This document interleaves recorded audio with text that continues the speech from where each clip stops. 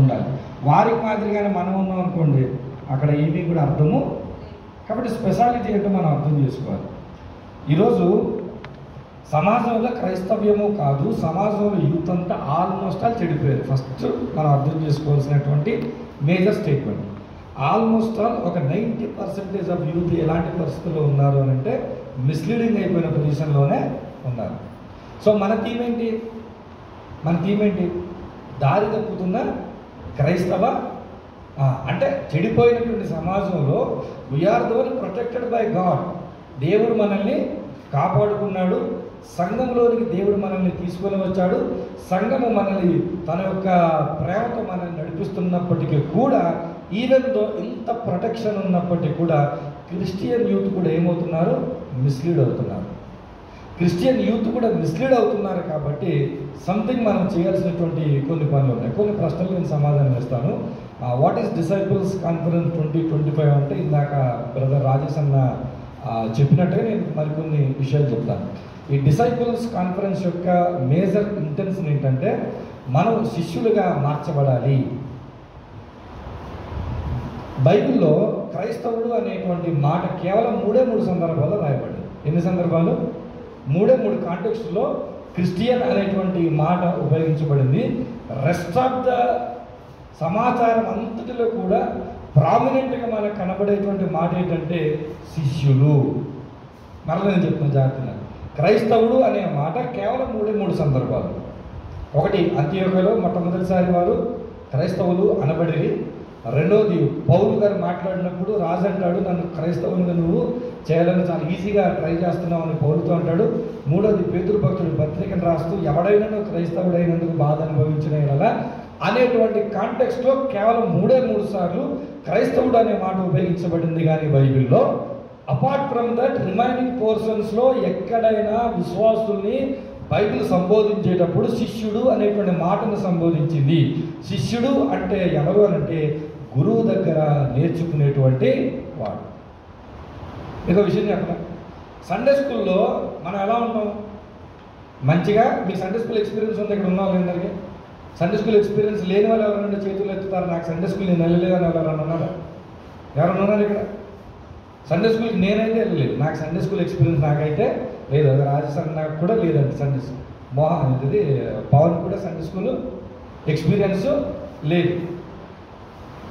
కానీ సండే స్కూల్లో చూడండి మనం ఎంత ఒబీడియన్స్ ఉంటామో. జస్ట్ మనం 10th పాస్ అవుతాం అంతే. మనమేమి నీట్కి క్వాలిఫై అవ్వలేదు, IIT JEE qualify, just 10th pass. Board స్కూల్లో జస్ట్ 10th పాస్ అవుతాం. ఏం పెరిగిపోద్ది మనకి? హెయిర్ పెరిగిపోద్ది. ఏం పెరిగిపోద్ది మనకి? రెక్లెస్నెస్ పెరిగిపోద్ది. ఏం పెరిగిపోద్ది? ఎక్కడైనా యూత్ మీటింగ్ రమ్మంటే మనం ఒబీడియన్స్ చూపించాం. పాస్టర్ గారు ఏమైనా రమ్మంటే ఇదిగో వస్తాను, అదిగో వస్తాను, ఇక్కడే ఉన్నాను వచ్చేస్తానని చెప్పి ముప్పు తిప్పలు పెడతాం. ఎవరిని? పాస్టర్ గారిని, పాస్టర్ గారిని, యూత్ లీడర్స్ని. ఎప్పుడు మనం కొంచెం యూత్ అనేటువంటి భావంలోనికి వెళ్ళాము అని అంటే మనలో చాలా మార్పులు సంతరించుకుంటాయి. సో డిసైపుల్స్ కాన్ఫరెన్స్ యొక్క మేజర్ ఎజెండా ఏంటంటే ఎక్కడి నుంచి వచ్చామో అక్కడికి మనం వెళ్ళాలి. అర్థమవుతుందా? మన రూట్స్ ఏంటంటే మనం శిష్యులం. ఎవరికి శిష్యులము? యేసుక్రీస్తు ప్రభులకు మనము శిష్యులం. ప్రభు ఏం చెప్పినా శిష్యులు ఏం చేయాలి?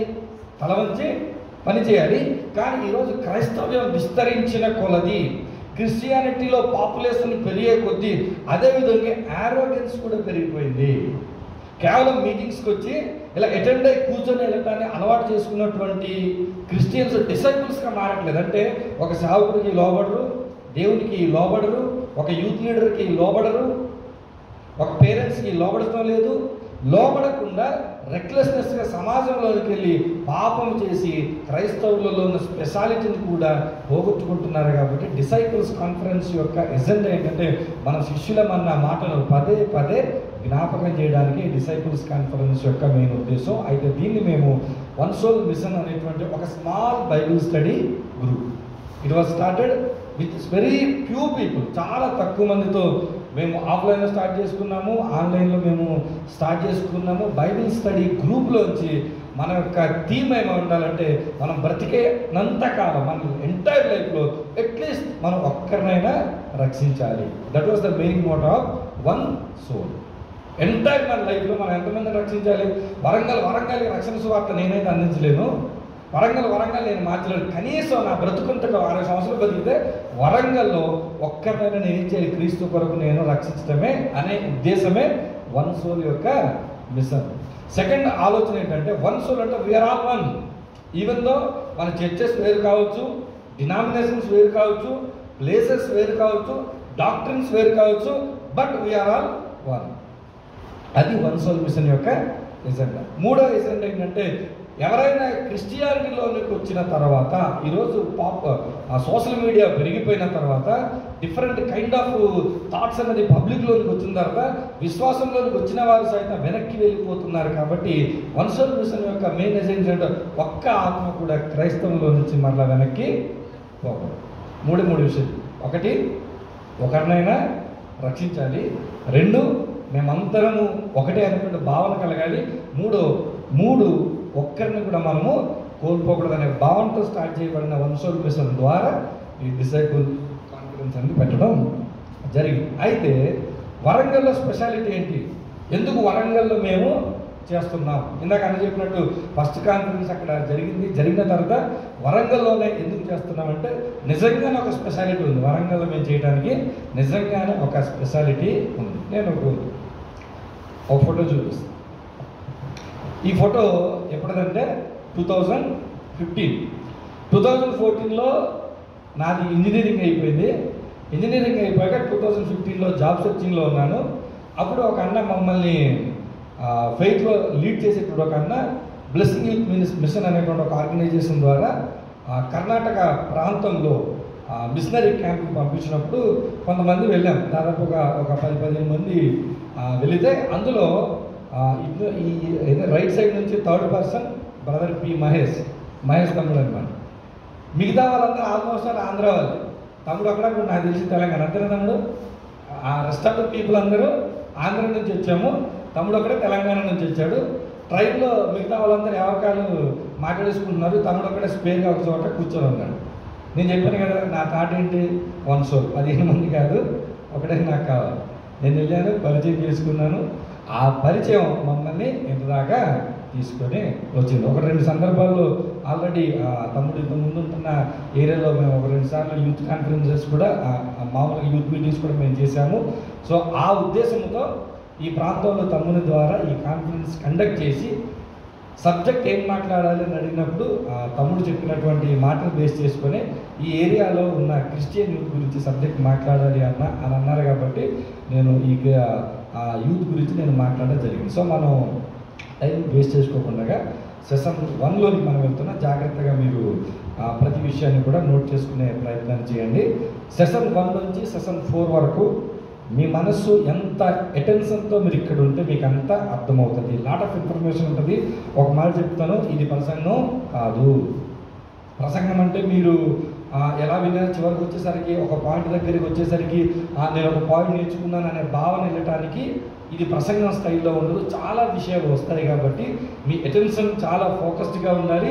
మీరు ఇబ్బంది పడకూడదన్న ఉద్దేశంతోనే మీకోసం మేము బ్రేక్ టైమ్స్ కూడా ఇచ్చాము. కాబట్టి ఆ బ్రేక్ టైంలో మీరు కావాలంటే మాట్లాడుకుంటే, కావాలంటే రిఫ్రెష్ అవ్వండి. కానీ వింటున్నంతసేపు మాత్రం చాలా ఫోకస్డ్గా వినాలి.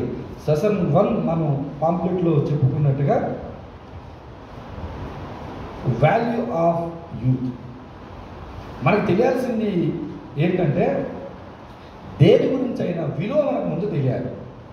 విలువ మనకు తెలిస్తే మన మైండ్ సెట్ ఎలా ఉంటుంది అని అంటే, దానికి మనం ఏమి ఇస్తామో కొంచెం కేర్ ఇస్తాం. మనం ఇప్పుడు ఈ ల్యాప్టాప్ ఉందనుకోండి, ఇది 150 రూపాయలకి తెచ్చాను అనుకోండి కొని, దీన్ని ఎలా చూస్తాను నేను?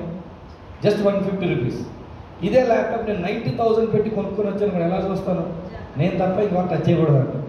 అదే 150 అంటే ఎవరైనా పర్లేదు వచ్చి టచ్ చేసుకోండి అంటే, వాల్యూ అనేది మనకు తెలిస్తే దాని పట్ల మనకు పర్సెప్షన్ అనేది క్రియేట్ అవుతుంది, దృక్పథం అనేది క్రియేట్ అవుతుంది. ఈరోజు యూత్కి తెలియనిది ఏంటంటే, యూత్ వాల్యూ తెలియదు. వారి యొక్క యవ్వనానికి ఎలా వాల్యూ ఇవ్వాలో, వారి యొక్క యవ్వనానికి ఉన్నటువంటి విలువ ఏంటో తెలియదు. అది మనం తెలుసుకునేటువంటి ప్రయత్నం చేద్దాం. ఒక స్మాల్ స్టోరీ నేను మీతో షేర్ చేసుకుంటాను.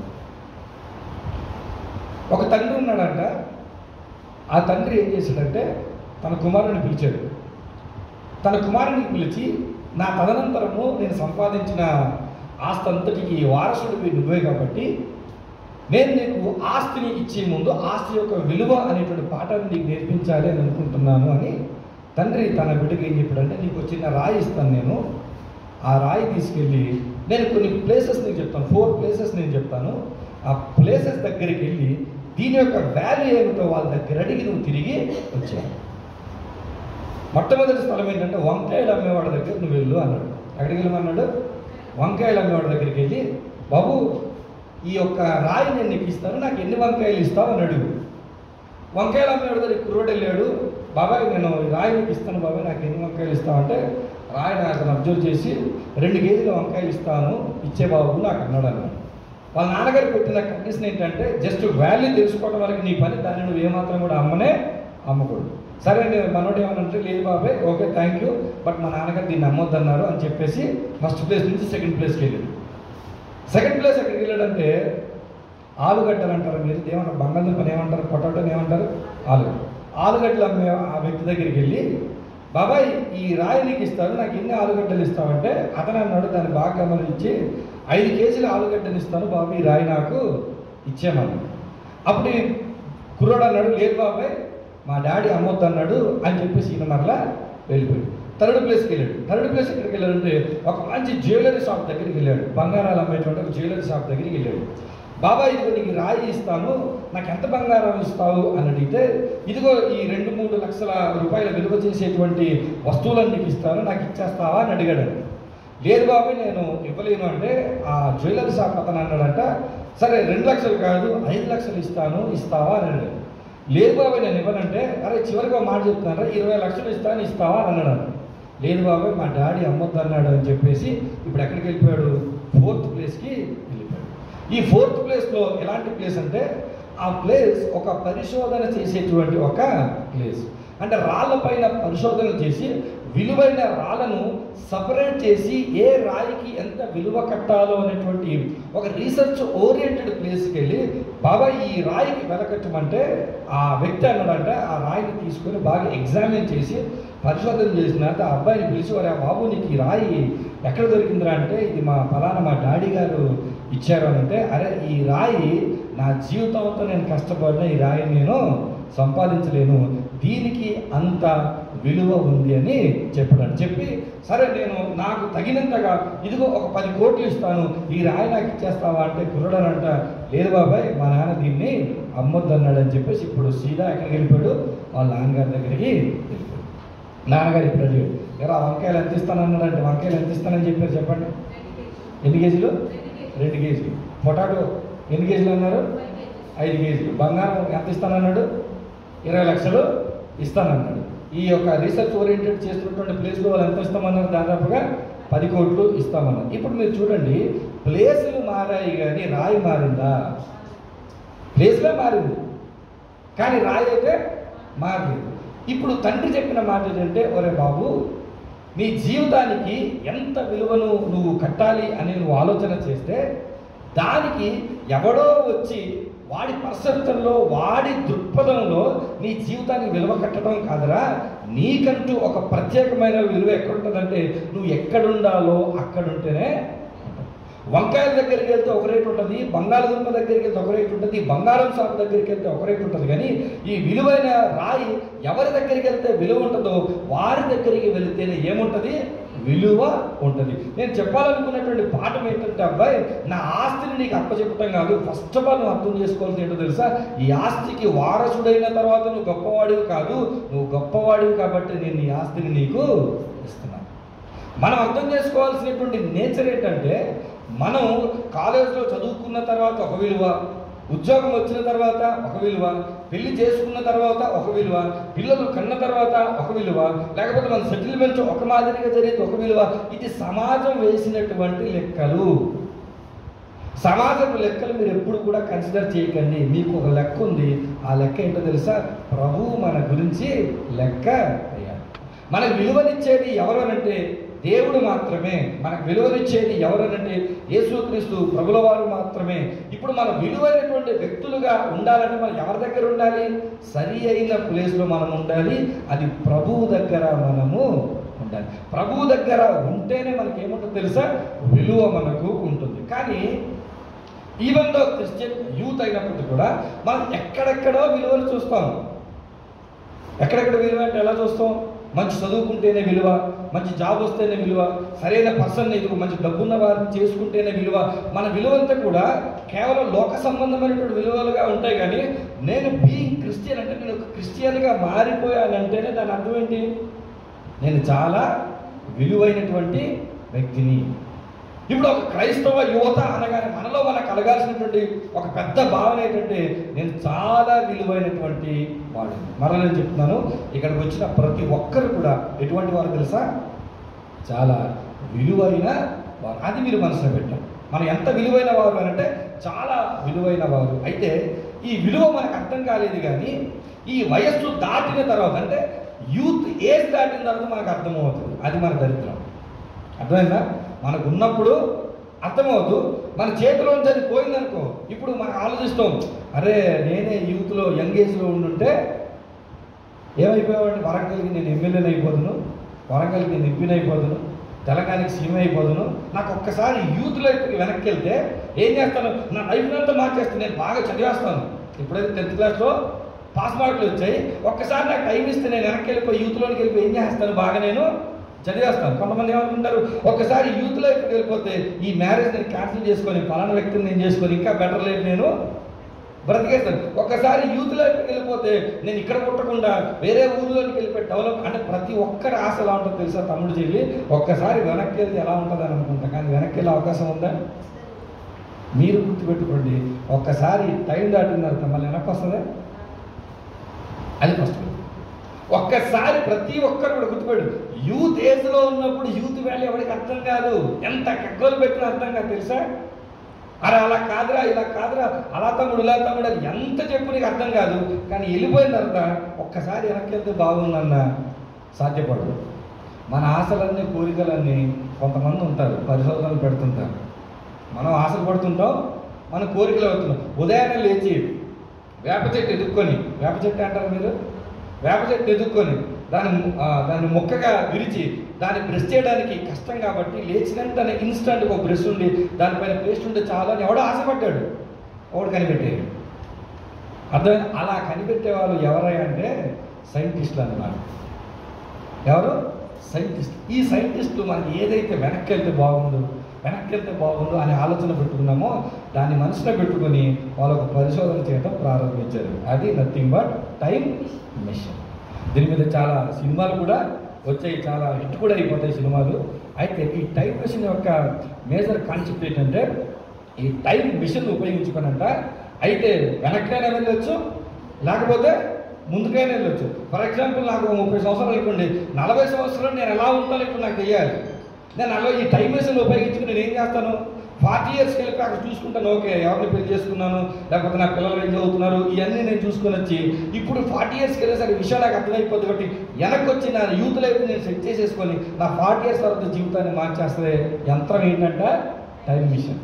ఇప్పుడు దాకా ఆశపడ్డాను, వెనక్కి వెళ్ళిపోయి ఒక అవకాశం దొరికితే నేను చదివేస్తాను, లేకపోతే మార్కులు సంపాదించేస్తాను అని కోరుకుందాను. వెనక్కి మళ్ళీ యూత్ లైఫ్లోకి వెళ్ళిపోయి మళ్ళీ బాగా చదివేసి మళ్ళీ ఎగ్జామ్ రాసేసి మళ్ళీ వచ్చేసి ఈ ఏజ్లో మళ్ళీ బ్రతికేస్తాననే కాన్సెప్ట్ ఏమొచ్చింది, టైం మిషన్ వచ్చింది. బట్ నువ్వు ఎంత సైంటిస్ట్ అయినా, నువ్వు ఎంత పరిశోధన చేసినా ఇది మాత్రం సాధ్యమే. ఎందుకు సాధ్యం లేదు? ఎందుకు చెప్పండి? ఎన్ని సాధ్యం చేయలేదు సైంటిస్టులు?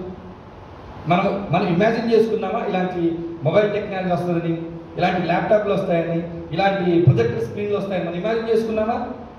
ఇమాజిన్ చేసుకోకపోయినా అనేకమైన కనిపెట్టారు.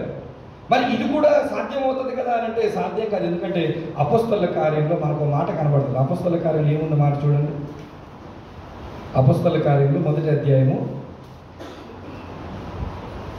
7వ వచనం. కాలములను సమయములను తండ్రి తన స్వాధీనమందించుకొని ఉన్నాడు, వాటిని తెలుసుకొనుట మీ పని, it's none of your business.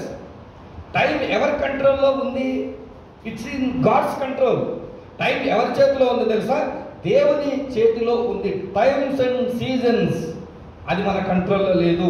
నువ్వు ఎంత ప్రయాసపడి టైం మిషన్ కనిపెట్టినా కానీ గడియారం కనిపెట్టగలిగేవేమో కానీ ఈ టైంని కంట్రోల్ చేయగలిగే కెపాసిటీ ఎంత ఎడ్యుకేషన్లో నువ్వు వెళ్ళిపోయినా, ఎంత రీసెర్చ్లో నువ్వు వెళ్ళిపోయినా, it is impossible because it is return in the Bible. దేవుడు చెప్పిన మాట ఏంటంటే అది నా కంట్రోల్లో ఉంది. అమెరికాలో ఒక టెక్ బిజినెస్ వ్యాపారి, అంటే టెక్నాలజీ మీద వ్యాపారం చేసేటువంటి ఒక వ్యక్తి ఒక ప్రాజెక్ట్ తీసుకొచ్చాడు. ఆ ప్రాజెక్ట్ పేరు ఏంటంటే ప్రాజెక్ట్ బ్లూ ప్రింట్. ఆ ప్రాజెక్ట్ పేరేంటి? Project blue print. ఈ ప్రాజెక్ట్ బ్లూ ప్రింట్ యొక్క మెయిన్ ఇంటెన్షన్ ఏంటంటే, ఈ వ్యక్తి కనబడుతున్నాడు కదా, ఈ వ్యక్తి యొక్క ఆలోచన ఏంటంటే, ఈయన పేరు బ్రెయిన్ జాన్సన్. ఈ వ్యక్తి యొక్క ఆలోచన ఏంటంటే, ఈయనకి ఇప్పుడు వయసు 40 సంవత్సరాలు. ఎంతమ్మా ఆయన వయసు? 40 సంవత్సరాలు. ఈయన ఆసంత ఏంటంటే, నేను 18 సంవత్సరాల వయసులో ఎలా ఉంటానో నేను అలానే ఉండిపోవాలి. ఇది ఈయన రీసెర్చ్. ఈయన ఒక టెక్ బిజినెస్ నడిపిస్తుంటాడు. ఈయన ప్రతి సంవత్సరం దాదాపు ఎంత ఖర్చు పెడతాడు తెలుసా? మెడిసిన్కి దాదాపు 30 మంది డాక్టర్లు ఈయన దగ్గర ఉంటారు. ఈ 30 మంది డాక్టర్లు చేసే పని ఏంటంటే, 45 సంవత్సరాల వయసు ఉన్న వాడికి 18 సంవత్సరాల వయసు ఉన్న వాడి శరీరం ఎలా ఉంటుందో అలా మార్చే పని ఈ యొక్క డాక్టర్స్ చేసేటువంటి పని. సంవత్సరానికి దాదాపు 2 మిలియన్, అంటే దాదాపు 20 లక్షలు ఖర్చు పెడతాడు. దేనికోసం తెలుసు? తనకి ట్రీట్మెంట్ తీసుకోవడానికి. జబ్బుని ట్రీట్మెంట్ తీసుకోవట్లేదు, హెల్త్ ప్రాబ్లమ్ అని ట్రీట్మెంట్ తీసుకోవట్లేదు. మనోడి ఇంటెన్షన్ ఏంటంటే, నేను ఎప్పుడు ఎలా ఉండాలంట, యంగ్గానే. సంవత్సరానికి ఎంత ఖర్చు పెడుతున్నాడు? 20 లక్షలు. మనం 20 లక్షలు సంపాదించగలమా సంవత్సరానికి? మనం 20 లక్షలు సంపాదించగలమా? ఆయన సంవత్సరానికి ఫర్ ఇయర్ 20 లక్షలు ఖర్చు పెట్టి ఆయన చేసే పని ఏంటో తెలిస్తే మీలా ఉండాలనుకుంటున్నాడు. మీకు అర్థమైందా? ఆయన 20 లక్షలు ప్రతి సంవత్సరం ఖర్చు పెట్టి మీరు ఎలా యంగ్లో ఉన్నారో ఆయన అలా ఉండాలనుకుంటున్నాడు. ఇప్పుడు ఆయన ఎంత అర్థమైంది, యూత్ లైఫ్ ఎంత ఇంపార్టెంట్ అని అర్థమైంది దానికి. విషయం మీకు అర్థమైందా? మీ లైఫ్ ఎంత వాల్యూ అంటే జస్ట్ మ్యాటర్. ఈయన ఒక 20 లక్షలు ఖర్చు పెట్టి నేను యంగ్గా ఉండిపోవాలనుకుంటున్నానంటే మీరు ఎంత ఖర్చు పెడతారు? మీరు యంగ్గా ఉండటానికి ఎంత ఖర్చు పెట్టారు మీరు చైల్డ్హుడ్ నుంచి యంగ్ ఏజ్లోకి రావడానికి? మనకు ఒక శాంతం ఫ్రీగా వస్తే మనం ఏం చేస్తామంట, వినాయల్ అయినా తాగేస్తామంట. మనకి తెలియలేదు, అంటే మన చైల్డ్హుడ్ నుంచి యంగ్ ఏజ్లోకి వచ్చిన తర్వాత యంగ్ ఏజ్ యొక్క ప్రాముఖ్యత తెలియకపోవటం వల్ల దీన్ని మనం ఏం చేస్తాం తెలుసా, విచ్చలవిడిగా వదిలేస్తాం. ఎలా ఉంటే అలా మేము బ్రతికేస్తాం. కానీ చూడండి, సైంటిస్టులు రీసెర్చ్ చేస్తున్నారు. ఇలాంటి డబ్బున్న వాళ్ళందరూ కూడా యూత్లోనే ఉండిపోవాలి, యంగ్ లైఫ్ నేను బతకాలి, ఇందులోనే ఉండిపోవాలని ప్రతిరోజు కూడా. తర్వాత మీరు కొట్టండి ప్రాజెక్ట్ బ్లూ ప్రింట్ అని, మొబైల్స్ ఉన్న వాళ్ళందరూ కొట్టండి. మనోడు చేసుకున్న ట్రీట్మెంట్ చూస్తుంటే భయం వేస్తుంది. ఎక్విప్మెంట్ ఇంట్లో చిన్నపాటి హాస్పిటల్ ఉంటుంది మనోడికి. 30 మంది డాక్టర్లు వచ్చి రకరకాల మెడికేషన్స్ ఇచ్చి రకరకాల ఫుడ్ ఇచ్చి మనం ఏది పడితే తినేస్తాం, ఏది దొరికితే తినేస్తాం, ఎంత కావాలో తినేస్తాం. కానీ ఈ పర్సన్కి అలా లేదు. ఎంత డైట్ మెయింటైన్ చేయాలి, పలాందే తినాలి, పలాంటి టైంలో తినాలి, పలానా మెడిసిన్ తీసుకోవాలి, ఎంత కష్టపడుతున్నాడంటే మీలా ఉండటానికి. బట్ బైబిల్ ఏం చెప్తుంటే అది సాధ్యం కాదండి. అయినా సరే మనోడు ఏం చేస్తున్నాడు, కష్టము పడుతున్నాడు. కారణం ఏంటంటే యూత్ వాల్యూ తనకు బాగా తెలుసు. మన జీవితాన్ని, హ్యూమన్ లైఫ్ సైకిల్ని మనం 4 భాగాలుగా విభజించవచ్చు. 4 పార్ట్స్. రాసుకునే ప్రయత్నాన్ని చేయండి. 4 భాగాలు. మొదటిది బాల్యం. ఫస్ట్ది ఏంటి? చైల్డ్హుడ్. రెండవది యవ్వనం, యూత్, యంగ్ ఏజ్. మూడవది నడిప్రాయం, మిడిల్ ఏజ్. నాలుగవది వృద్ధాప్యం, ఓల్డ్ ఏజ్. 4 భాగాలు వచ్చి మన జీవితం. ఆల్రెడీ ఇక్కడ ఏ కోల్పోయాం మనం ఈ 4 భాగాల్లో? బాల్యాన్ని ఆల్రెడీ కొంతమంది పెద్దోళ్ళు, ఆంటీ వాళ్ళు ఉన్నారు కదా, వాళ్ళు ఏం కోల్పోయారు? యవ్వనాన్ని కూడా కోల్పోయారు. ఇంకా వాళ్ళకి మిగిలిన ఎన్ని ఉన్నాయి? నడిప్రాయం, వృద్ధాప్యం.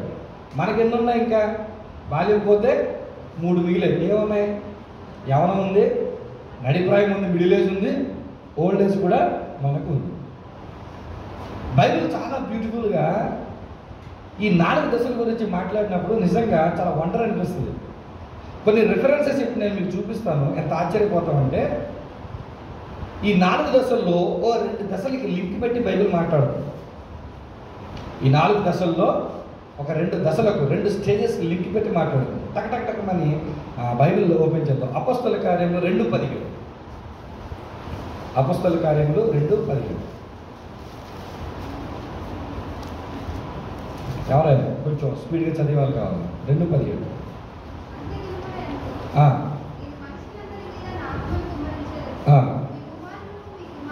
మీ కుమారులు మీ కుమార్తెలు ప్రవచించెదరు, మీ యవనులకు దర్శనములు కలుగును, మీ వృద్ధులు ఏం చేస్తారంట? ఇక్కడ ఎవరు కనబడుతున్నారు? ఒకటి యవనులు కనబడుతున్నారు ఎరా, రెండో దారి కనబడుతున్నారు, వృద్ధులు కనబడుతున్నారు. ఇప్పుడు బాగా చూడండి, 4 దశల్లో బాల్యం, యవ్వనం, నడిప్రాయం, వృద్ధాప్యం. ఇప్పుడు దేని దానికి లింక్ ఉంటుందో తెలుసా? యవ్వనానికి, వృద్ధాప్యానికి. అంటే యంగ్ ఏజ్కి, ఓల్డ్ ఏజ్కి మధ్య లింకులు ఉంటాయి. ఇప్పుడు చూడండి ఒకసారి యోహాను సువార్త 21:18. యోహాను సువార్త 21:18. యోహాను సువార్త 21:18. యేసు ప్రభు మాట్లాడుతున్నాడు ఎవరితో? పేతురుతో మాట్లాడుతూ పేతురుని అంటున్నాడు, పేతురు నీకు 2 లైఫ్ స్టేజెస్ ఉంటాయి. ఒకటి నీవు యవనుడవై ఉండినప్పుడు, రెండోది నీవు ముసలివాడు అయినప్పుడు. ఏమంటున్నాడు? ఒకటి నువ్వు యవనుడవై ఉండినప్పుడు, రెండోది నువ్వు ముసలివాడు అయినప్పుడు. యవ్వనానికి ముసలితనానికి మరలా ఇక్కడ ఏం కనబడుతుంది? లింక్ కనబడుతుంది. ఇంకొంచెం ముందుకెళ్దాం. కీర్తనల గ్రంథం 37:25. కీర్తన 37:25. కీర్తన 37:25.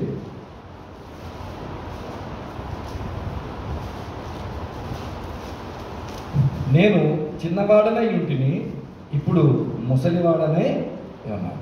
ఇక్కడ కూడా మరలా చిన్నతనము అనే ప్రతి చోట అది బాల్యము కాదు, యవనం అనేటువంటి సందర్భం కూడా కనబడుతుంది. ఇక్కడ కీర్తనకారుడు దావీదు ఏం చెప్తున్నాడంటే, నేను చిన్నవాడుగా ఉన్నాను, నేను మరలా కనబడుతున్నాను, ముసలివాడుగా కూడా నేను ఉన్నాను. ఇదే కీర్తన 20:29 చూడండి. 20:29 ర్యాండమ్గా నేను మీకు సందర్భాలు చూపిస్తున్నాను, నేను వివరించట్లేదు. 20:29 ఏమంటుంది? అది సంభవం మిస్టేక్. 22:6 చూడండి. 22:6.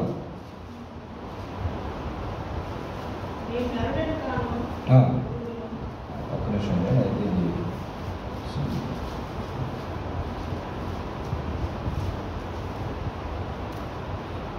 యోబు గ్రంథం 32:6 చూడండి. యోబు గ్రంథం 32:6. యోబు గ్రంథం 32:6. ఎలీహు మాట్లాడుతుంటున్నాడు, నేను పిన్న వయస్సు గలవాడను, మీరు బహు వృద్ధులు. తర్వాత 1 తిమోతి 5:1 చూడండి. 1 తిమోతి 5:1. 1 తిమోతి 5:1. వృద్ధుని గద్దింపక తండ్రిగా భావించి అతన్ని హెచ్చరించుము, అన్నదమ్ములని యవనులను, తల్లులని వృద్ధ స్త్రీలను, అక్క చెల్లెండ్రని పూర్ణ పవిత్రతో యవన స్త్రీలను హెచ్చరించుము. మరి ఈ కాంటెక్స్ట్ అంతా కూడా ఎవరి గురించి ఉంటుందంటే వృద్ధుల గురించి ఉంటుంది, యవనస్తుల గురించి ఉంటుంది. తర్వాత ఇర్మియా గ్రంథం 31:13 చూడండి. ఇర్మియా గ్రంథం 31:13. ఇర్మియా గ్రంథం 31:13. ఇర్మియా గ్రంథం 31:13. వారి దుఃఖములకు ప్రతిగా సంతోషం ఇచ్చి వారిని ఆదరించదను, విచారము కొట్టివేసి నేను వారికి ఆనందం కలుగజేతును కనుక కన్యకలను, యవనులను, వృద్ధులను కూడి నాట్యమందు ఏం చేస్తారంట? సంతోషిస్తారు. ఫైనల్గా తీతుకు రాసిన పత్రిక దగ్గరికి ఒకసారి వద్దాం. తీతుకు రాసిన పత్రిక దగ్గరికి వద్దాం. తీతుకు రాసిన పత్రిక 2వ అధ్యాయము 1వ వచనం నుంచి నేను చదువుతున్నాను చూడండి. తీతుకు రాసిన పత్రిక 2వ అధ్యాయం 1వ వచనం నుంచి. నీవు హితబోధకు అనుకూలమైన సంగతులను బోధించుము, ఎలాగనగా వృద్ధులు మితానుభవం గలవారును మాన్యులను అని చెప్పి 5వ వచనంలోనికి వచ్చేసరికి యవనస్తులు తమ భర్తలకు లోబడి ఉండాలని, 6వ వచనంలోనికి వచ్చేసరికి స్వస్థబుద్ధి గలవారై ఉండవాలని యవన పురుషులను హెచ్చరించు. మళ్ళీ ఈ చాప్టర్లో కూడా ఎవరి గురించి ప్రస్తావించబడి ఉంటుందంటే యవనుల గురించి ప్రస్తావించబడి ఉంటుంది, తర్వాత వృద్ధులను గురించినటువంటి ప్రస్తావన ఉంటుంది. మనం మాట్లాడుకున్నాం ఎన్ని దశలు ఉన్నాయి? 4 దశలు ఉన్నాయి. ఈ 4 దశల్లో ఇప్పుడు నేను మీరు చూపిన కాంటెక్స్టులన్నీ కూడా ఏ దశ కనబడింది? ఒకటి యూత్ కనబడితే, రెండోది ఓల్డ్ ఏజ్ కనబడింది. అయితే దాని గురించినటువంటి వివరణ నేను ముందుకు ఇస్తాను. ఒక చిన్న ప్రశ్న అడుగుతాను, జాగ్రత్త చూడండి. దేవుడు ఎవరిని సృష్టించాడు? మొట్టమొదటిగా ఎవరు సృష్టించాడు? దేవుడు ఆదామును హవ్వలను సృష్టించాడు. ఇప్పుడు నా ప్రశ్న ఏంటంటే, ఆదామును దేవుడు సృష్టించేటప్పుడు ఆదాముకి ఏ వయస్సుతో సృష్టించాడు? బాల్యంతో సృష్టించాడా? యవనంలో సృష్టించాడా? నడిప్రాయంలో సృష్టించాడా? వృద్ధాప్యంలో సృష్టించుంటాడా? ఏ వయసుతో సృష్టించుండొచ్చు?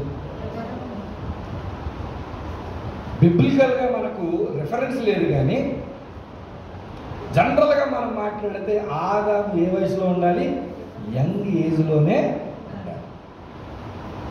ద క్రియేషన్ ఆఫ్ దిస్ క్రియేషన్లో క్రియేటర్ ఏం చేశాడంటే, ఒక మనిషిని సృష్టించేటప్పుడు అతను ఎలా యవ్వనంగా సృష్టించుంటాడు. దేవుడు ఎలా సృష్టించాలి? ఆదాముని మంచి యంగ్ ఏజ్లోనే సృష్టించాలి. ఎందుకంటే ఆదాము ఈ ఏదైనా తోటనంతటిని కాపలకాయ అంటే ప్రభా నడును ప్రభా నడకు ఎలా ఉంటుంది? ఆదాము అక్కడ మేకలు ఉన్నాయి, పచ్చగడ్డి తీసి నిలవయ్య అంటే ప్రభా కీళ్ళ నొప్పులు ప్రభా నడలేని ప్రభా అంటే ఎలా ఉంటుంది? కాబట్టి దేవుడు ఎలా సృష్టించుండాలి ఆదాముని? మంచి యవ్వనంలో. ఇప్పుడు నేను జాగ్రత్తగా వింటాను. దేవుడు బైబిల్ రాయిస్తున్నప్పుడు పర్టికులర్గా ఫోకస్ చేస్తున్నట్టుగా ఒక కాంటెక్స్ట్ మనకు కనబడుతుంది. అక్కడ ఏ ఏజ్ గ్రూప్ కనబడుతుంది అంటే యూత్ ఏజ్ గ్రూప్ కనబడుతుంది. సృష్టించినటువంటి మనిషిని, లేకపోతే ఇప్పటివరకు మనం చూసుకుంటూ వచ్చిన రెఫరెన్సెస్ అన్నింటిలో కూడా యవనులో కనబడుతున్నారు, యూత్ గ్రూప్ మనకు కనబడుతుంది. ఎందుకంటే స్పెషాలిటీ అంటే 2 రీజన్స్ నేను చెప్తాను. యూత్కి ఎందుకంటే స్పెషాలిటీ అంటే 2 రీజన్స్ నేను చెప్తాను. మొట్టమొదటి ఏంటంటే, this is the early period of existence, growth and development. ఏదైనా ప్రారంభం చాలా ప్రాముఖ్యం, గుర్తుపెట్టుకోండి. Beginning is always very very important. Warangal ప్రాంతంలో కానీ తెలంగాణ ప్రాంతంలో కానీ మాకున్న పరిచయాలను బట్టి అనేక కాన్ఫరెన్స్లు భవిష్యత్తులో పెట్టొచ్చు, కానీ ఫస్ట్ ఏది ఇంపార్టెంట్ తెలుసా? ఫిలదెల్ఫియా చర్చిలో మీరు పెట్టిన ఈ ఫస్ట్ కాన్ఫరెన్సే మాకు ఇంపార్టెంట్. ఎంత మాట్లాడినా మేము బ్యాక్ హిస్టరీకి వెళ్తే ఇదే చర్చ్ గురించి మాట్లాడతాము, ఇక్కడికి వచ్చిన ప్రతి మెంబర్ గురించి మాట్లాడతాము. ఎందుకంటే we are in the early period. So మానవ జీవితంలో యవ్వనము ఎలాంటిదంటే, ఒక మనిషి ఉండటానికి, ఒక మనిషి ఎదగడానికి, ఒక మనిషి అభివృద్ధి చెందడానికి ప్రారంభమైన దశ ఏంటంటే అది యవ్వన దశ. ఇది మొదటి రీజన్. ఒక మాట చెప్పాలంటే, మీ జీవితంలో మీరు డెవలప్ అవ్వాలన్నా, మీరు ఎదగాలన్నా, మరలా చెప్తాను, మీరు ఈ భూలోకంలో బ్రతకాలన్నా, మరలా మాట చెప్తాను, ఈ భూలోకంలో మీరు మంచిగా బ్రతకాలన్నా కీ రోల్ ప్లే చేసే ఏజ్ గ్రూప్ ఏంటంటే యూత్ ఏజ్. అది మీరున్న ఏజ్. సెకండ్ ఫ్యాక్టర్ చెప్తున్నాను, ఈ పీరియడ్లో మాత్రమే మనం విలువైనటువంటి దార్శనికమైనటువంటి కొన్ని గుర్తులను, లేకపోతే కొన్ని లక్షణాలను, కొన్ని ఆశయాలను పెట్టుకొని మనం వాటిని సాధించగలిగేటువంటి వయసు ఏ వయసు తెలుసా? ఇప్పుడే. మీరు ఏదైనా అచీవ్ చేయాలంటే అది ఇప్పుడే చేయగలుగుతారు. ఈ టైం దాటిందా ఇమాజిన్ చేసుకోండి. మీరు ఏమి జస్ట్ మీరు ఇంటికి వెళ్ళాక మీ అమ్మ నాన్న అడగండి, మమ్మీ నీకు ఇంత తెలివితేటలు ఉన్నాయి కదా మమ్మీ, ఇంత చక్కగా రోజు మార్నింగ్ టిఫిన్ వండి పెడుతున్నావు, ఇంత చక్కగా రోజు మార్నింగ్ రకరకాల కర్రీస్ వండి పెడుతున్నావు, నువ్వు ఎందుకు మమ్మీ కేఎఫ్సీలో ఆ కెట్టకి ఫ్రైడ్ చికెన్ డెవలప్ అయినట్టుగా నువ్వు ఎందుకు మమ్మీ పాపులర్ అవ్వలేదంటే ఏం చెప్తుంది మీ మమ్మీ? నా బతుకు కిచెన్ రూమ్కి పరిమితం అయిపోయిందంట. ఏమైపోయిందంటే తన లైఫ్ కిచెన్ రూమ్కే. అంటే ఆపర్చునిటీస్ తనకు లేవు. మీ మమ్మీకి బెస్ట్ ఆపర్చునిటీస్ ఇచ్చినా, మీ డాడీకి మీరు బెస్ట్ ఆపర్చునిటీ ఇచ్చినా గుర్తించండి, వాళ్ళు చాలా బెస్ట్ లైఫ్లో ఉంటారు, కానీ వాళ్ళు యంగ్ ఏజ్లో ఉన్నప్పుడు బెస్ట్ ఆపర్చునిటీస్ వాళ్ళకి లేదు. కాబట్టి వాళ్ళు ఏం చేస్తారో తెలుసా? కష్టంతో మీకు ఆపర్చునిటీస్ ఇవ్వడానికి ప్రయాసపడతారు. మిమ్మల్ని చదివించే స్కూల్ గురించి అయినా, కాలేజ్ గురించి అయినా, లేకపోతే మీకు ఇచ్చే ఫుడ్ అయినా, మీకు ఇచ్చే క్లోత్స్ అయినా, మీకు ఇచ్చే టెక్నికల్ గ్యాడ్జెట్స్ అయినా, మీ కొరకు పెట్టే ప్రతి ఇన్వెస్ట్మెంట్ అయినా వారికి ఒకప్పుడు లేదు. కాబట్టి మీకు బెస్ట్ ఆపర్చునిటీస్ ఇస్తే మీరు తర్వాత బెస్ట్ లైఫ్లో ఉంటారు అన్న ఉద్దేశంతో ఇప్పుడే చదవండిరా, ఇప్పుడు మీరు చదివితేనే జీవితంలో బాగుపడతారు అనే ఉద్దేశంతో మీకు ఆపర్చునిటీస్ ఇస్తారు. గుర్తుపెట్టుకోండి, దేవుడు ఎందుకు ఫోకస్ చేశాడు? లేకపోతే మనిషి జీవితంలో అత్యంత ఇంపార్టెంట్ దశ, స్టేజ్ ఏంటంటే యూత్. ఎందుకంటే ఇదే స్టార్టింగ్ పీరియడ్, ఇదే ప్రారంభం, తర్వాత సాధించడానికి ఇదే అనుకూలమైన సమయం. ఇది కాకపోతే మనం ఎంత కష్టపడినా జీవితంలో మనం ఎప్పుడు మనం సాధించలేము. మీకు అవగాహన ఉంటే గవర్నమెంట్ జాబ్స్ ఏమైనా ఉంటే వాటికి మీరు అప్లై చేసే ప్రయత్నం చేస్తే దానికి ఏముంటుంది? ఏజ్ లిమిట్ ఉంటుంది. ఏజ్ లిమిట్ దాటిందనుకో ఎగ్జామ్ రాసి నువ్వు పాస్ అవుతావా పాస్ అవ్వవా, ఇంటర్వ్యూకి వెళ్తావా వెళ్ళవా, ఇవన్నీ బేరాలు ఏమి లేవు. అసలు నీకు ఏజ్ లేకపోతే నీకు అప్లికేషనే తీసుకోడాడు. అర్థమైందా? అసలు ఎంటర్ చేస్తే నీ డీటెయిల్స్ వాడు యాక్టివ్ కాదు. కారణం ఏంటి? ఏజ్ లిమిట్ అనేది ఉంది. గుర్తుపెట్టుకోండి, ఈ ఏజ్లో మాత్రమే మనం ఏదైనా చేయగలుగుతాం. కాబట్టి ఈ ఏజ్ ఎటువంటిదంట? చాలా ఇంపార్టెంట్ ఏజ్. అయితే ఈ 4 దశల గురించి కొన్ని సంగతులు మనం చూసే ప్రయత్నం చేద్దాం. ఇందా నుంచి మనం మాట్లాడుకున్నాం కదా, ఎన్ని స్టేజెస్ ఉన్నాయి మనకి? బాల్యం, యవ్వనం, నడిప్రాయం, వృద్ధాప్యం. ఏ ఏ దశల్లో మనం ఏం చేయగలమో ఏమి చేయలేమో నేను బ్రీఫ్గా చెప్పేటువంటి ప్రయత్నం చేస్తాను. చూడండి, వృద్ధాప్యంలోనికి వెళితే మనం ఖచ్చితంగా, ఓల్డ్ ఏజ్లోనికి వెళ్తే ఖచ్చితంగా మనం ఏం చేయాలి తెలుసా? Number 1 dependence. మనం ఒకరి మీద డిపెండ్ అవ్వాలి. ఎవరి మీద డిపెండ్ అవ్వాలి? ఒకరి మీద మనం ఖచ్చితంగా డిపెండ్ అవ్వాలి. ఎవరొకరు సహాయం మనకు కావాలి, ఆధారపడాలి. Number 2 diversion. ఏం జరుగుతుందంటే మనం చాలా జీవితాన్ని జీవించేస్తాం. నేను మరలా చెప్తాను చూడండి, ఇందాక చెప్పాను కదా, యూత్ లైఫ్కి ఓల్డ్ లైఫ్కి మధ్య లింక్ ఎక్కువ ఉంది. ఎందుకంటే యూత్ లైఫ్లో దెబ్బతిన్న తర్వాత నడిప్రాయం మనం ఎప్పుడు ఆలోచిస్తాం తెలుసా? మంచాన పడిన తర్వాత, అరే నేను యంగ్గా ఉన్నప్పుడు బాగుంటుంటే ఈరోజు నేను పడుకునే మంచం మొలక మంచం కాకుండా చక్కగా మంచి మంచం అయి ఉండని చెప్పి మనం ఎప్పుడు ఆలోచిస్తాం? ఏది చేయలేక మన అన్నం పెట్టడానికి సైతం మన ఇంట్లో వాళ్ళు చిరాకు పడుతుంటే, మన ఆరోగ్యం కోసం హాస్పిటల్కి తీసుకెళ్ళడానికి మన ఇంట్లో వాళ్ళు ఇబ్బంది పడుతుంటే ఆర్థికంగా, ఆ రోజు మనకి ఏమనిపిస్తుంది అంటే, నేను స్టార్టింగ్లో బాగుంటే ఈరోజు నా లైఫ్ బాగుంది. ఆ రోజు నేను సరైన నిర్ణయాలు తీసుకోలేదు కాబట్టి ఈరోజు నా ఓల్డ్ ఏజ్ ఏమైపోయింది తెలుసా? నేను ఒకరి పైన ఆధారపడాలి, తర్వాత నేనేమో తెలుసా డైవర్ట్ చేసుకోవాలని ఆలోచన. సరే జరిగింది ఏదో జరిగిపోయింది, ఎప్పుడు పోతానా?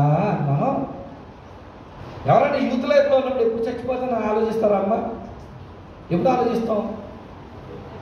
ఓల్డ్ ఏజ్కి వెళ్ళిపోయిన తర్వాత, మంచం పడిపోయిన తర్వాత, మన పనులు మన కార్యకర్తలు మనం తీర్చుకోలేనప్పుడు, మనల్ని ఎవడు పట్టించుకోలేనప్పుడు, అప్పుడు మనం ఎప్పుడు పోతామా అని ఎదురు చూస్తాం. డైవర్ట్ చేసుకుంటూ ఆలోచనలు. ఇక్కడ మనం కేర్ తీసుకునేవాడు మనకు ఎవడు ఉండడు కాబట్టి అప్పుడు మేము కూడా తెలుసా ఈ జీవితాన్ని వైండింగ్ అప్ చేసేద్దాం, ఇక్కడితో ఈ జీవితాన్ని మనం ముగించేస్తాం. చూడండి, సినారీ జాగ్రత్త చూడండి. దేవుడి లోకంలో మనల్ని పంపించింది చివరికి వెళ్ళేసరికి ఎప్పుడు చచ్చిపోతానా అని ఏడవటానికి కాదు సుమా. అర్థమైంది మీకు? ఈరోజు మీరు దేని గురించి ఆలోచించాలి తెలుసా? ఎండు గురించి ఆలోచించాలి. ఎప్పుడో వచ్చే ముసలితనం గురించి నాకు ఎందుకు అని అంటే, ఇందాక బ్రయన్ జాన్సన్ అనేటువంటి ఆయన చూపించాను. ఆయన ఏమనుకుంటున్నాడు? నేను యంగ్ ఏజ్కి వెళ్ళకూడదు. నేను మీకు అందరికీ రామ్ గోపాల్ వర్మ తెలిసే ఉంటుంది, వీడియోలు బాగా చూస్తుంటారు. రామ్ గోపాల్ వర్మ ఒకరోజు ఏమన్నాడంటే, నేను ముసలితనంలోనికి వెళితే ఇంటర్వ్యూర్ అడుగుతున్నాడు, ఎందుకయ్యా నువ్వు పెళ్లి చేసుకున్న భార్యను విడిచిపెట్టేసావు, పిల్లల్ని దూరం చేసుకున్నావు, మరి ముసలితనంలోనికి వెళ్ళిన తర్వాత నీ భార్య నీ పిల్లలు కావాలి కదా అంటే, రామ్ గోపాల్ వర్మ గారు అన్నారు, నేను ముసలితనంలోనికి వెళ్తే నాకు అలాంటి పరిస్థితి వస్తే నేను ఏం చేసుకుంటాను తెలుసా? ఆత్మహత్య చేసుకుని నేను చచ్చిపోతాను, కానీ నేను ఒకరి మీద that is not the fulfilment of life. అది జీవితానికి సంపూర్ణం కాదు. ఇది బైబిల్ చెప్తుంది. ఇదిగో ముసలితనంలోనికి వెళ్ళిపోయిన తర్వాతనంట మనం ఎలా ఉండాలి? హ్యాపీగా చనిపోవాలి. ఎలా చనిపోవాలి తెలుసా? దేవుని దగ్గర నేను వెళ్ళిపోతున్నానని ఆనందం తెలిపోవాలి. కానీ ఇక్కడ నన్ను ఎవడు పట్టించుకోవట్లేదు, నా జీవితం ఇలా అయిపోయింది, నా బతుకులు అయిపోయింది, నన్ను ఎవడు పట్టించుకోవట్లేదని మన వృద్ధాప్యంలో బాధపడకూడదు అని అంటే మనం ఏం చేయాలి? యవ్వనంలో జాగ్రత్తగా ఉండాలి. ఇప్పుడు బాల్యం గురించి చూద్దాం. బాల్యంలో కూడా సేమ్ ఎలాంటి పరిస్థితి ఉంటుందో తెలుసా? డిపెండెన్స్. మన బాల్యంలో కూడా ఏం చేయాలి? ఒకరిపైన మనం ఆధారపడాలి. బాల్యంలో మన పరిస్థితి ఎలా ఉంటుందని ఆనందం తప్ప మనకి ఇంకేమీ తెలియదు. ఈ యంగేజ్ ఈ యొక్క చైల్డ్హుడ్లో మనకు ఆనందం తప్ప మరేటువంటి మార్గం మనకు లేదు.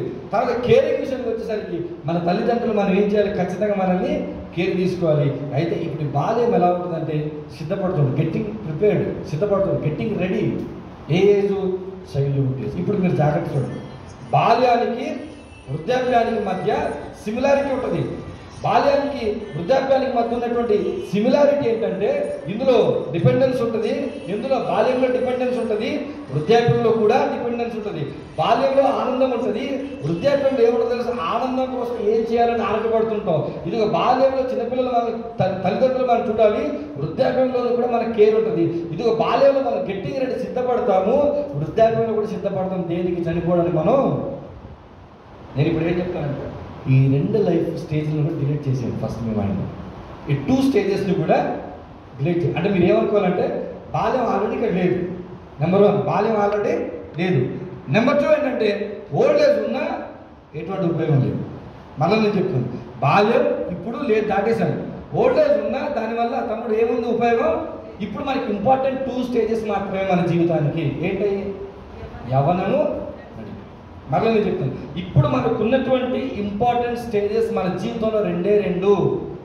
మనకి టైం మెషిన్ వచ్చిన తర్వాత బాల్యంలోనికి వెళ్ళి మనం ఏం చేయము, వృద్ధాప్యంలోనికి వెళ్ళి మనం ఏమీ చేయలేము. మనం ఏదైనా చేయగలమంటే ఈ 2 స్టేజెస్. ఒకటి యూత్ లైఫ్, రెండోది మిడిల్ ఏజ్. ఇప్పుడు యూత్ లైఫ్ గురించి చూద్దాం. యవ్వనం ఎటువంటిదంటే ఇండివిజువాలిటీని కోరుకుంటాం. మనం ఏం కోరుకుంటాం? వ్యక్తిగతంగా ముందుకోవాలి. మా అమ్మ నాకు చెప్పడానికి వీలు లేదు, మా పాస్టర్ గారు నాకు చెప్పడానికి వీలు లేదు, మా యూత్ లీడర్ మాకు చెప్పడానికి వీలు లేదు. నాకు ఏది ఇష్టమైతే నేను అదే. యంగ్ ఏజ్లో మనం ఎక్కువ కోరుకునేది ఫన్ కావాలి. అందుకే చూడండి, సినిమాలు అయినా, వెబ్ సిరీస్లు అయినా, ఏదైనా కార్యక్రమాలైనా దేని బేస్డ్గా ఉంటున్నాయి ఈరోజు?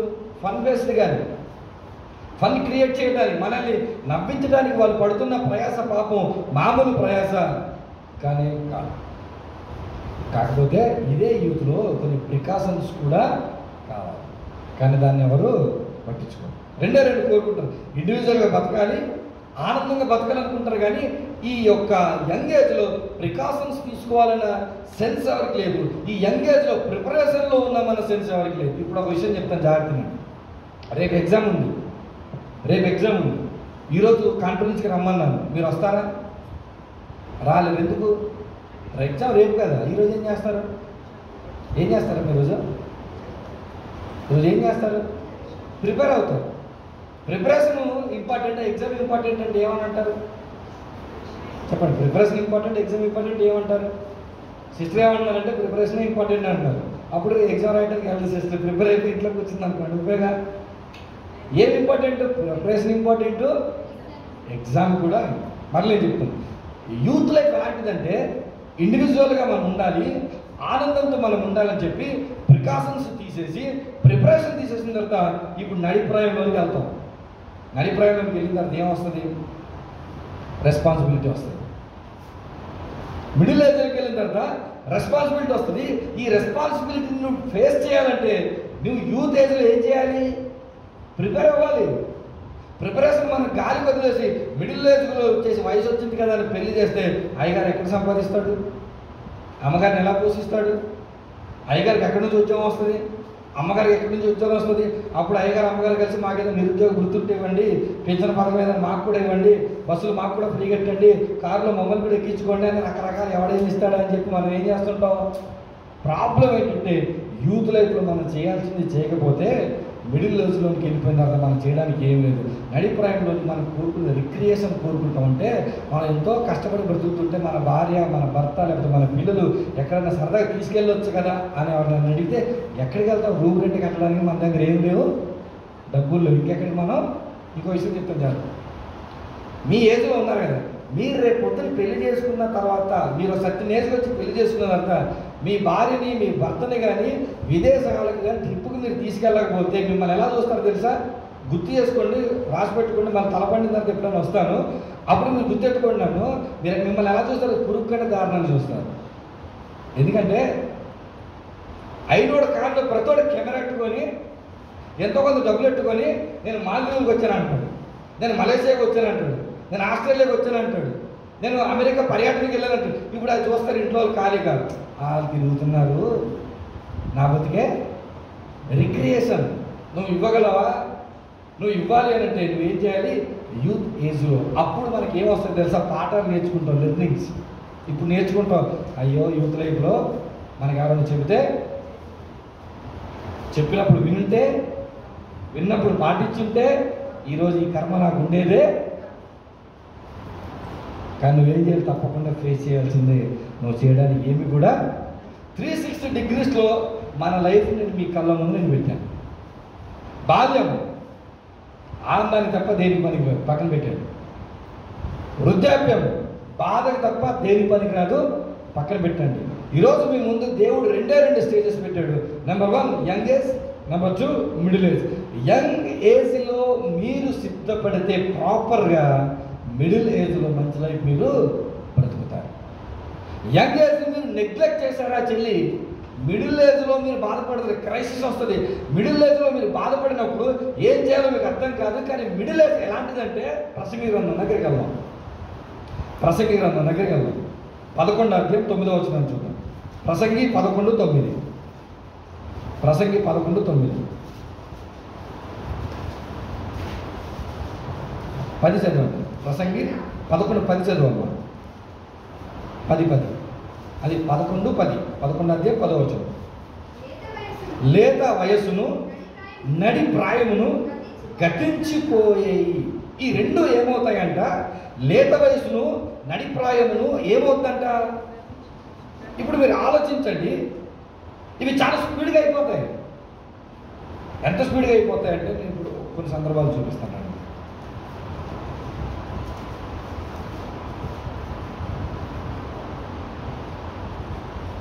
సొలొమోను భక్తులు ఏం చెప్తున్నాడంటే, మీ యూత్ లైఫ్ చాలా విలువైంది. ఎందుకు విలువైందంటే అది త్వరగా గతించిపోదు. ఇప్పుడు చూడండి, టైం అయిపోతుంది అనుకోండి, నేను ఎలా చెప్తాను? చాలా స్పీడ్గా చెప్పాలి. ఎందుకు? టైం అయిపోతుంది. ఎర్లీగా మీరు రాకపోతే టిఫిన్ లేదనుకోండి, ఎలా వస్తారు? చాలా స్పీడ్గా మీరు, ట్రైన్ వెళ్ళిపోతుంది, మీరు ఎలాగెళ్తారు? చాలా స్పీడ్గా మీరు మీరు అప్లై చేయండి. సేమ్ నాలెడ్జ్ తీసుకొచ్చి యూత్ లైఫ్ మీరు అప్లై చేయండి.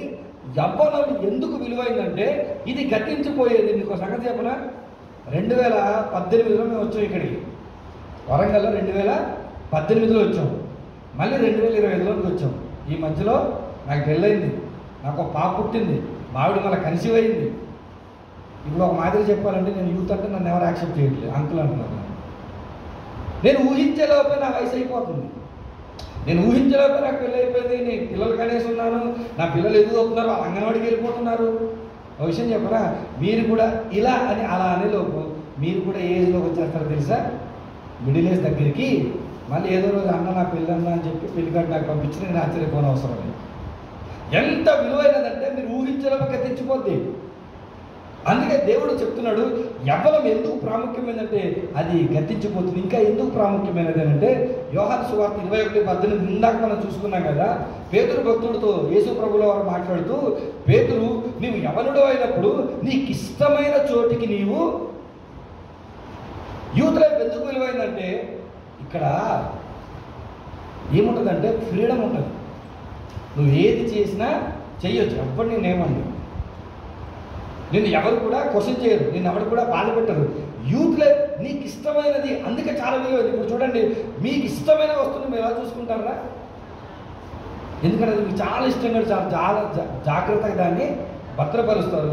యూత్ లైఫ్ ఎందుకు విలువైందంటే అది మీకు ఇష్టమైంది. ఎందుకంటే మనం ఎప్పుడైనా ఒకవేళ టైం మెషిన్ మన చేతికి దొరికితే మనం అందరూ ఏమనుకుంటాం?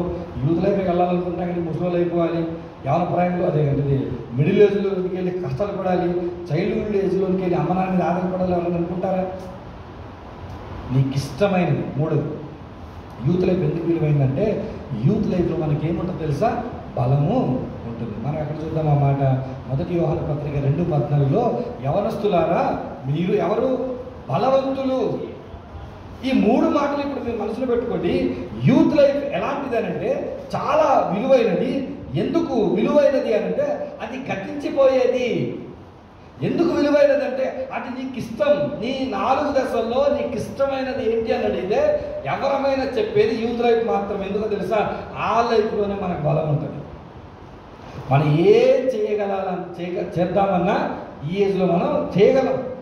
కొండెక్కంటే కొండెక్కగలం, చెట్టు ఎక్కంటే చెట్టు ఎక్కగలం. మేము వెస్ట్ గోదావరికి ఈస్ట్ గోదావరికి మధ్యలో గోదావరి నది ఉంటుంది. అటువైపు నుంచి ఇటువైపు రావడానికి పంటి అని అక్కడ అంటారు, స్టీమర్ అటువంటిది ఉంటుంది. అది ఎక్కి మేము రావాలి. నిన్న మేము ఇక్కడ ప్రయాణం చేసేటప్పుడు ఈస్ట్ గోదావరిలో మేము ఆ పంటి ఆ షిప్ లాంటి ఆ పడవను ఎక్కి ఇటువైపు వస్తున్నప్పుడు మాకు ఆపోజిట్లో దగ్గరగా 10 నుంచి 15 మంది కుర్రోళ్ళు నదిలో ఈదుకుంటూ ఆ కడ నుంచి ఈ కడకు ఈదు కొట్టుకుంటూ అక్కడ ఉన్న వాళ్ళందరూ ఆశ్చర్యపోతున్నారు. ఎందుకంటే చాలా అంటే సుమారుగా 2 కొబ్బరి చెట్లు కలిపితే ఎంత లోతు ఉంటుందో ఆ నది అంత లోతు ఉంటుంది డౌన్లో. అలాంటి నదిలో కుర్రోలు ఎంత చాకచక్యంగా ఈదుకుంటూ వచ్చేస్తారో తెలుసా? అదే నిన్నో నన్ను పడేస్తే అయిపోయింది జీవితం, ఎగతోనే అయిపోయింది, చచ్చిపోదాం అనుకుంటున్నానని. అంటే యూత్లో మాత్రమే మనం ఏదైనా ఎందుకు విలువైనది? అది గతించిపోద్ది, నువ్వు ఊహించలో వెళ్ళిపోతుంది. ప్రసంగి గ్రంథం ప్రకారం అది చాలా నీకు ఇష్టమైంది. నువ్వు ఏం చేయాలనుకున్నా అది నువ్వు చేయగలుగుతావు. నీకు బలం ఉంటుంది, నువ్వు ఏం చేయగలనుకున్నా చేయాలి. అందుకే దేవుడు ఏం చేశాడంటే ఇశ్రాయేలును పరిచర్యలో వాడుకునేటప్పుడు వాళ్ళని ఎలా చేశాడంటే ఇశ్రాయేలీలో ఏ వయస్సు వారిని మందిర పరిచర్యగా ఆయన తీసుకున్నాడో చూద్దాం. బైబిల్ గ్రంథంలో ఉన్న ఇశ్రాయేల్లో ఏ వయసులో ఉన్న వారిని మందిర పరిచర్యగా తీసుకున్నాడు అంటే దానికంటే ముందుగా అసలు యూత్ యొక్క ఏజ్ని డిఫైన్ చేయాలనుకుంటే మన ఇండియాలో 2014లో నేషనల్ యూత్ పాలసీ ప్రకారంగా 15 సంవత్సరాల వయసు నుండి 29 సంవత్సరాల వయసు ఉన్నటువంటి వారిని ఎవరిగా పరిగణించబడింది? యూత్గా పరిగణించబడింది. Age between 15 to 29. ఇప్పుడు మీరు జాగ్రత్త ఆలోచించండి. 30 సంవత్సరాల లోపు ఉన్న ప్రతి ఒక్కరు కూడా మీరు ధైర్యంగా మీరు చెప్పుకోవచ్చు, మీరు ఎవరు? యూతే. అయితే దేవుడు ఇశ్రాయేలీని పరిచర్యకు పిలిచేటప్పుడు ఏ వయస్సులో ఉన్నవారిని పిలిచాడో ఒకసారి మనం చూద్దాం. సంఖ్యాకాండం 4:3 తీయండి ఒకసారి. సంఖ్యాకాండం 4:3.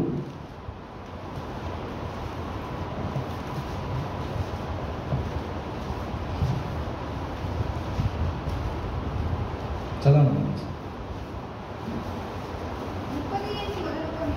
30 ఏండ్లు మొదలుకొని 70 ఏండ్ల వరకు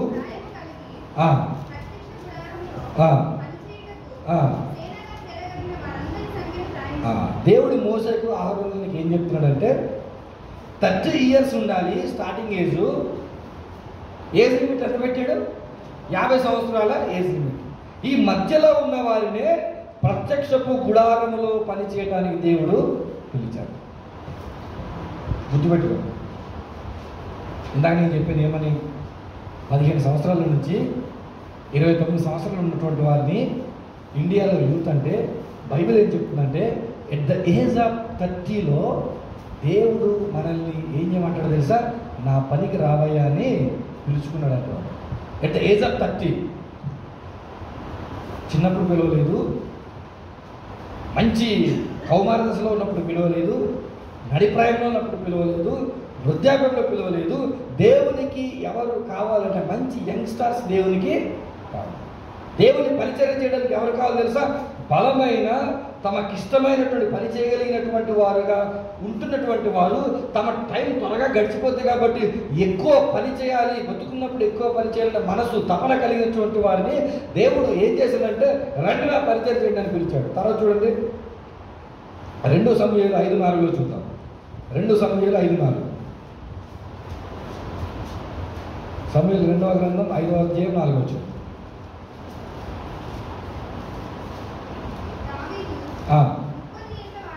దావీదు అంటే ఎన్ని సంవత్సరాలు వచ్చిందంటే ఆయనకి 30 ఏండ్ల వాడై ఏలన ఆరంభించాడు. అంటే దావీదు రాజుగా వచ్చేసరికి అతని వయసు అంతా 30 ఇయర్స్కి వచ్చేసరికి ఇశ్రాయేలీల 12 గోత్రాలకు ఒక రాజు కూర్చున్నాడు. ఎవరు? మనం 30 ఇయర్స్ వచ్చిన తర్వాత కూడా కనీసం పాలు పెట్టడంతో కూడా తెలియదు కొంతమంది. అర్థమైందా? 30 ఇయర్స్ వచ్చిన తర్వాత కూడా చిన్న చిన్న పనులు చేత కాదు మనకి. కానీ దావీదు 30 ఏట వచ్చేసరికి రాజ్య పరిపాలనలోకి వెళ్ళిపోయాడు. లూకా 3:23లో ఎవరు కనబడతారు మనకి? యేసుక్రీస్తు ప్రభుల వారు కనబడతారు. యేసుక్రీస్తు ప్రభుల వారు 30 ఇయర్స్ వచ్చేసరికి ఆయన ఏ పరిస్థితిలో ఉంటాడో తెలుసా? ఆయన బోధించడం ప్రారంభిస్తాడు. ఈ 3 సినారీస్ మీరు తీసుకోండి. 30 ఏజ్ అనేది చాలా ఇంపార్టెంట్. మీరు 30 ఏళ్ళు వచ్చేసరికి మీరు ఏ పరిస్థితిలో ఉండాలో తెలుసా? రాజ్య పరిపాలన చేయగలిగే దావీదు వలె ఉండాలి. బోధింప సామర్థ్యం కలిగినటువంటి ప్రభువు వలె ఉండాలి. ప్రత్యక్ష గుడారంలో పనిచేయగలిగే కెపాసిటీ కలిగినటువంటి వారుగా లేవీల వలె ఉండాలి. 30 ఇయర్స్ వచ్చేసరికి ఒక్క మాటలో చెప్పాలంటే యూస్ఫుల్గా మీరు ఉండాలి, ప్రయోజకులుగా మీరు.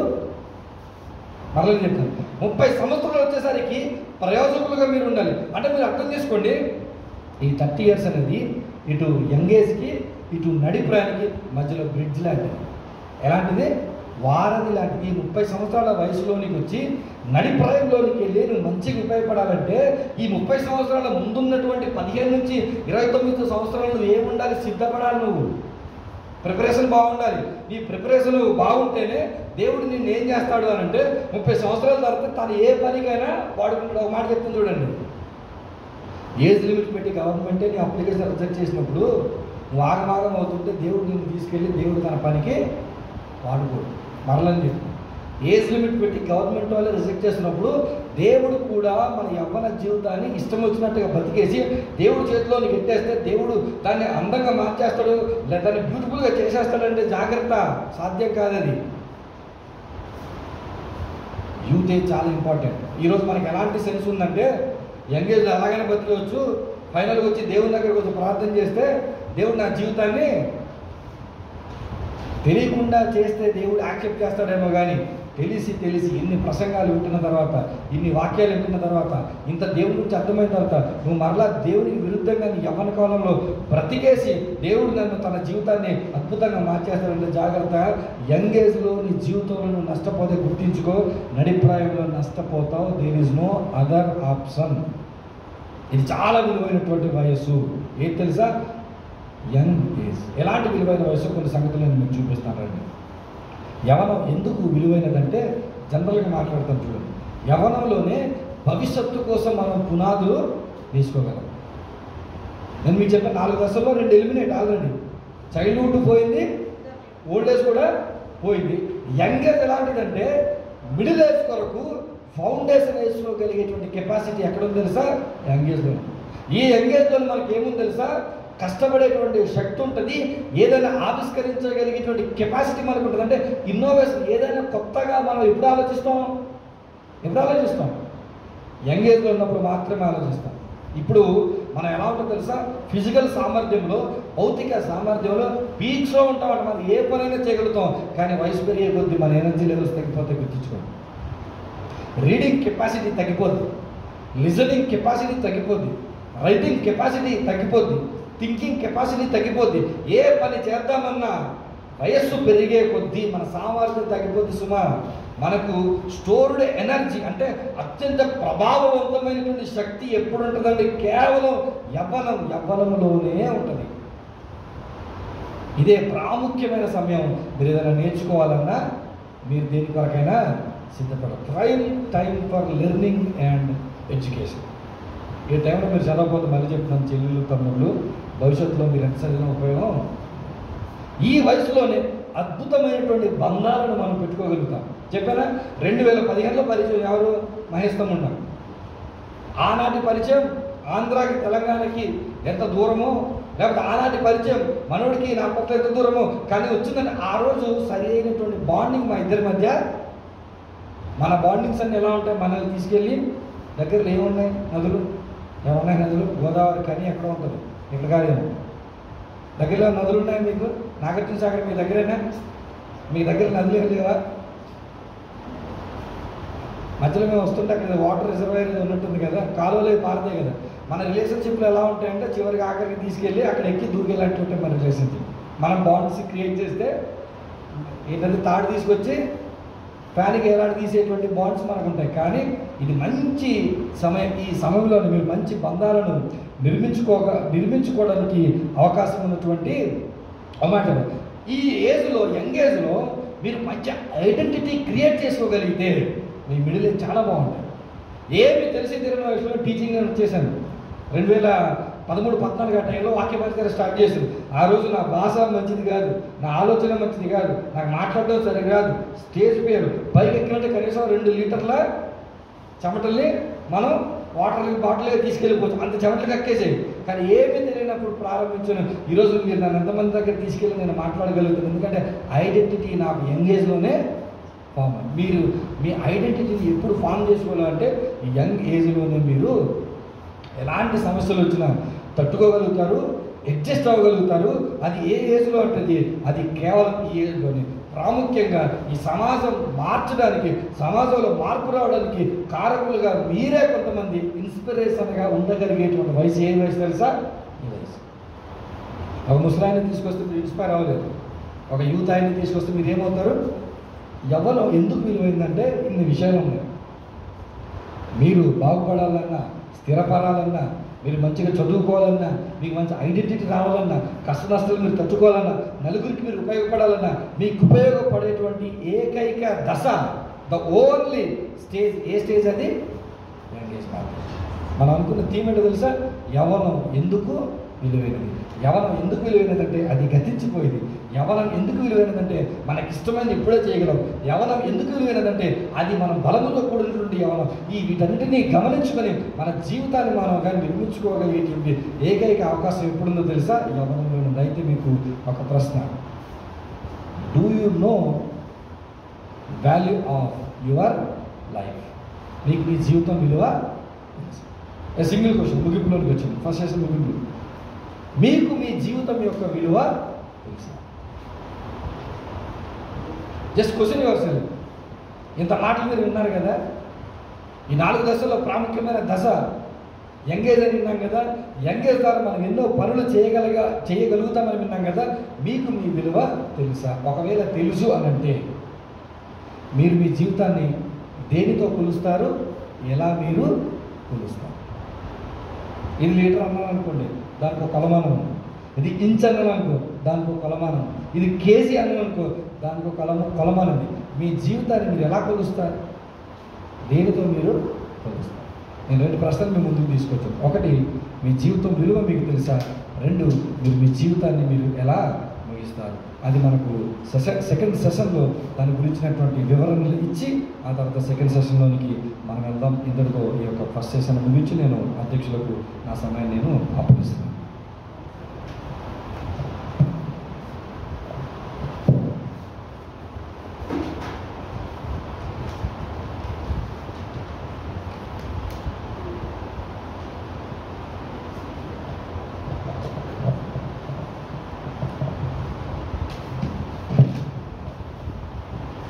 మరి ఫస్ట్ సెషన్లో ఎంతో చక్కగా మరి యూత్ గురించి